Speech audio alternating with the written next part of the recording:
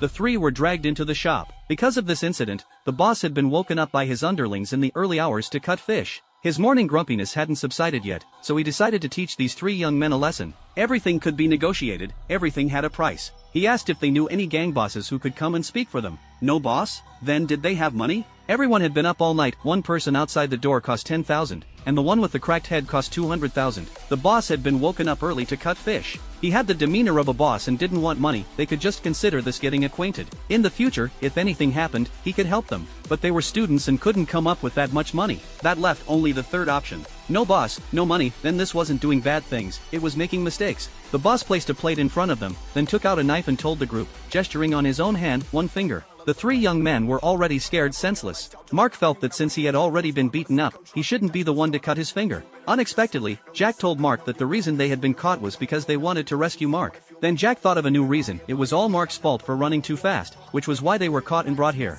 The boy with glasses grabbed Ajit's arm. Jack picked up the knife and cut off a section of his pinky finger. Jack tremblingly put the finger in the plate. They naively thought they could escape now, but when they reached the door, Ben, the member with the cracked head, removed his finger guard. It turned out that this gang's punishment required cutting the index finger to count. Ajit's finger had been cut for nothing. They had to return to their seats and start over. Mark thought of a new excuse. The origin of everything today was because the boy with glasses had hit someone's head. Brothers should be loyal, and people shouldn't be too selfish. Unexpectedly, the boy with glasses was also moved by Jack's words and voluntarily placed his hand on the table. The second finger went into the plate. After doing this, they wanted to leave. The boss was still not satisfied. He claimed the fish slices were ready. Eat before leaving. Show some respect. The boss noticed that the boy with glasses used chopsticks very skillfully with his right hand, while what he had just demanded was cutting the index finger of the dominant hand. He pulled out a bottle from under the table filled with various severed fingers and angrily said, "Didn't I give you a chance? Didn't I speak nicely? Didn't I explain to you? First you deceive and brush me off, then you deceive and brush me off again.